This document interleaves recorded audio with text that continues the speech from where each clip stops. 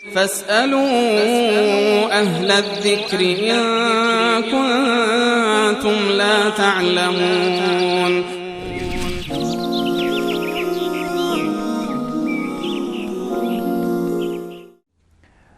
سوال بعدی بیننده در مورد این بود که آیا امام جماعت میتواند حقوقی داشته باشد یا نه؟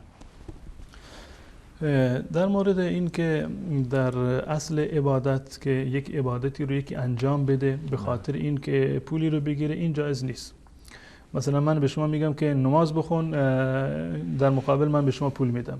خب شما نماز رو برای خودت میخونی، یک فرضی هست که شما انجام میدهید و در مقابل این فرض و تقرب و عبادتی که انجام میدهید نمیتونید از کسی یک حقوقی رو دریافت بکنید. و معمولا حقوقی که برای امام مسجد تعیین میشه نه به خاطر این است که امام مسجد میاد اینجا نماز میخواند و فرضی رو ادا میکند، بلکه به خاطر این است که این امام مسجد خودش رو در واقع وقف کرده برای مسجد، وقتش رو گذاشته، به سفر نمی رود. اگر سفر برود باید از صاحب مسجد، از هیئت امنای مسجد باید اجازه بگیرد. اگر یک روزی نیومد مؤاخذه میشه که چرا سر وقت نیومدی، چرا نماز ندادی.